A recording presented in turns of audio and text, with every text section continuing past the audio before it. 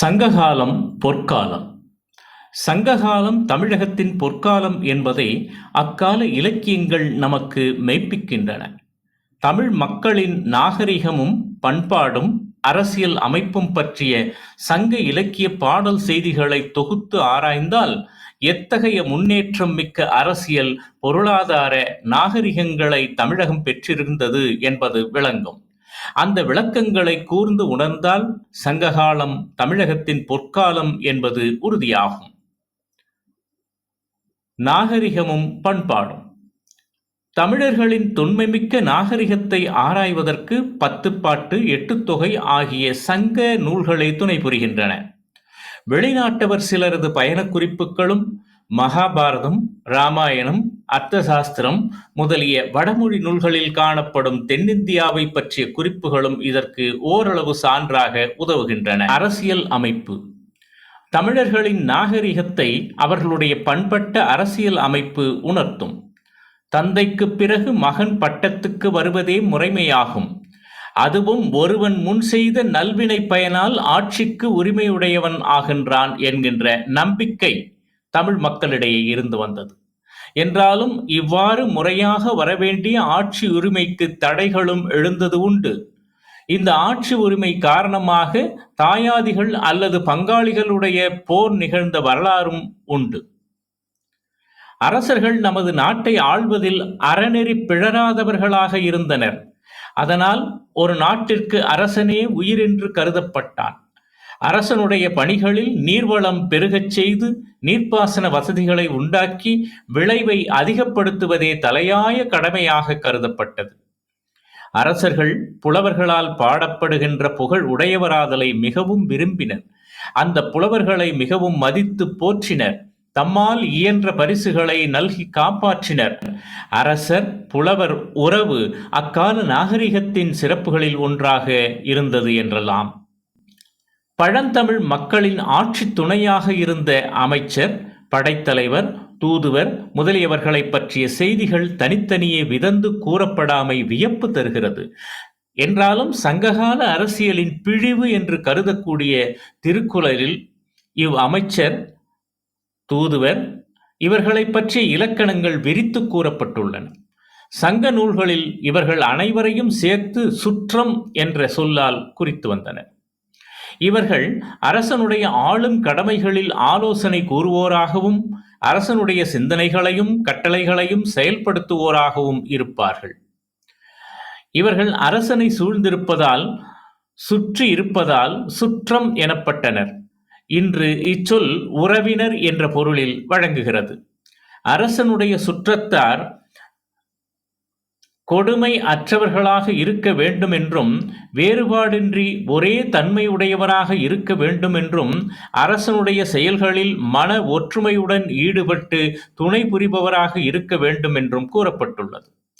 இந்த சுற்றத்தாரிடையே நடுவன் தலைமை ஏற்றிருக்கும் அரசன் நாளோக்கத்தில் காணப்படும் காட்சி பாராட்டிற்கு உரியதாகும். கடலிடையே தோன்றும் ஞாயிறு போலவும் பல விண்மீன்களிடையே விளங்கும் திங்கள் போலவும் அவன் இலங்குவான்.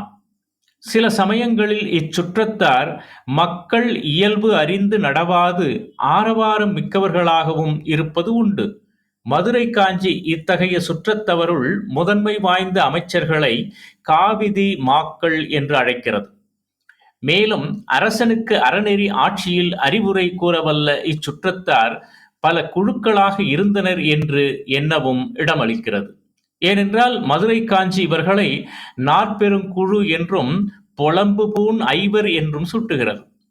பிற்காலத்தில் ஐம்பெருங்குழு, என்பேராயம் என நாம் காணுகின்ற இந்த குழுவினர் சங்ககாலந்தொட்டே வெவ்வேறு பெயரில் தனித்தனி குழுக்களாக அமைந்து வந்துள்ளனர் என்று இதன் வாயிலாக நாம் அறிகிறோம். சிற்றூர் அவயங்களுக்கு உரிய ஆட்சி குழுவினரை குடவோலை முறையால் தேர்ந்தெடுக்கும் முறை இடைக்கால சோழராட்சியில் செல்வாக்கு பெற்றிருந்தமையை நாம் அக்கால சோழர் கல்வெட்டுக்களால் அறிகிறோம். இம்முறையும் சங்ககாலந்தொட்டே வருவது என்பது மெய்ப்பிப்பதற்கு அகநானூற்று பாடல் சான்று பகர்கிறது. அக்காலத்தில் ஊர் அவயங்களுக்கு உரிய ஆட்சி குழுவினரை தேர்ந்தெடுத்தனர். வாக்குச்சீட்டுகள் ஓலையால் ஆனவை. பானையே அச்சீட்டுக்களை போடும் பெட்டியாக இருந்தது. அப்பானை கயிறுகளால் பிணிக்கப்பட்டிருக்கும். மேலே இலச்சினை இடப்பட்டிருக்கும்.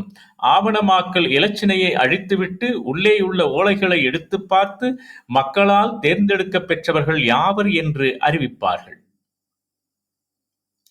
நீதியும் அரசன் கையிலே ஒப்படைக்கப்பட்டிருந்தது. என்றாலும் அரசனுக்கு அந்நீதியை நினைவூட்ட வேண்டிய கடமைகளை புலவர்கள் செய்தனர். முறைப்பிழையாத அரசன் அவர்களால் மிகுதியும் பாராட்டப்பட்டான். நீதி வழங்குவதில் பொது மன்றங்களும் பங்கு கொண்டன.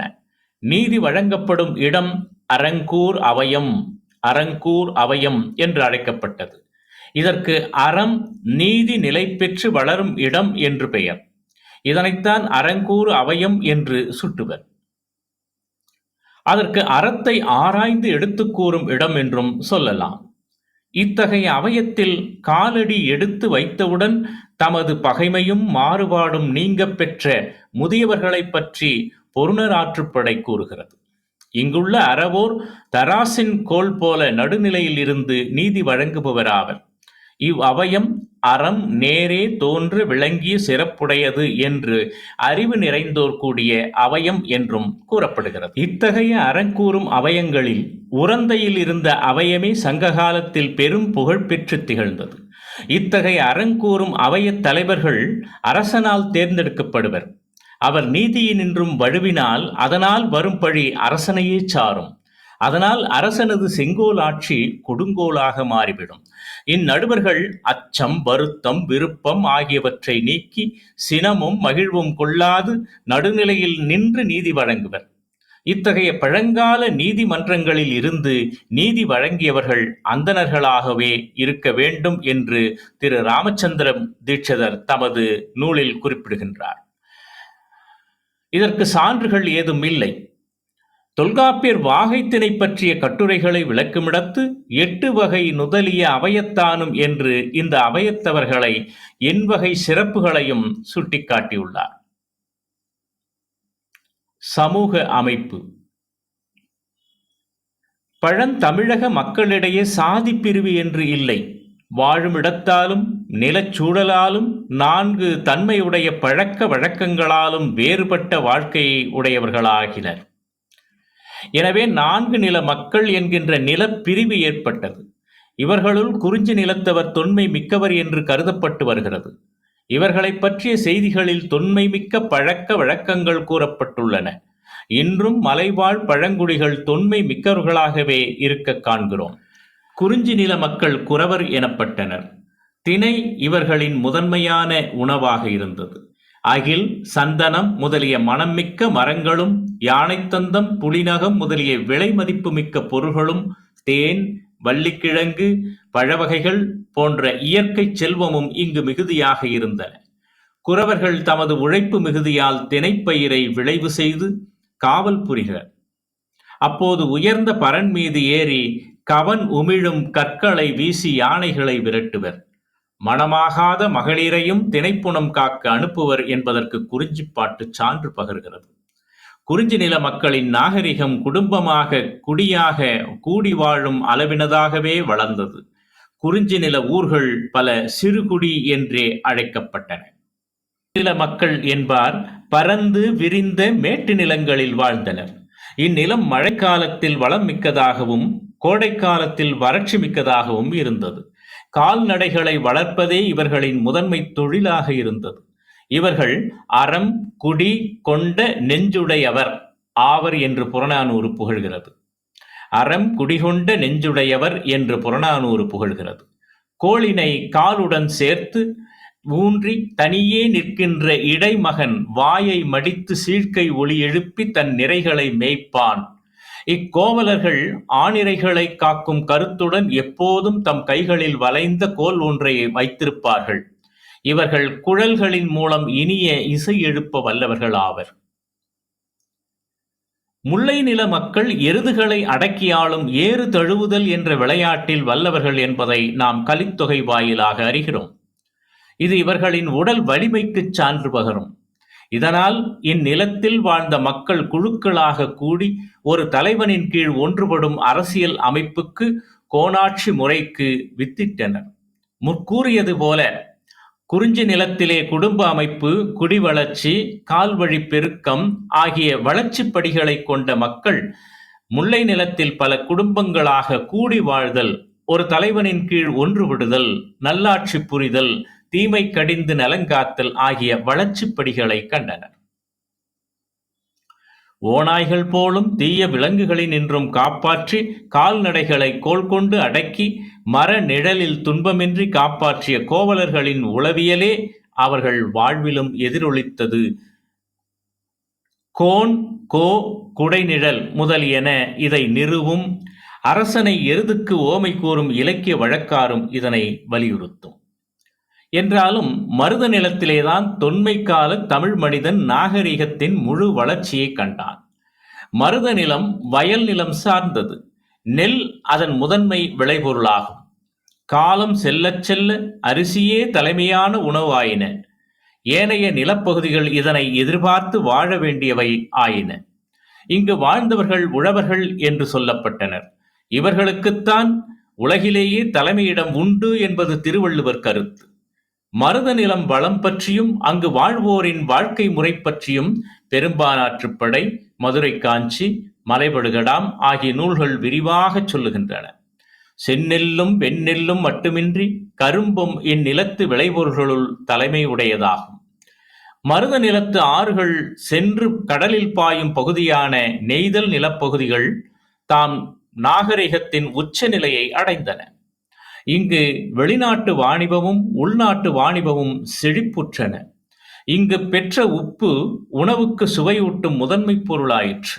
எனவேதான் நெல்லும் உப்புமே முதன்மை பண்டமாற்று பொருள்களாக அன்று இயங்கின. இரண்டும் சேர்த்து சம்பலம் என அழைக்கப்பட்டன.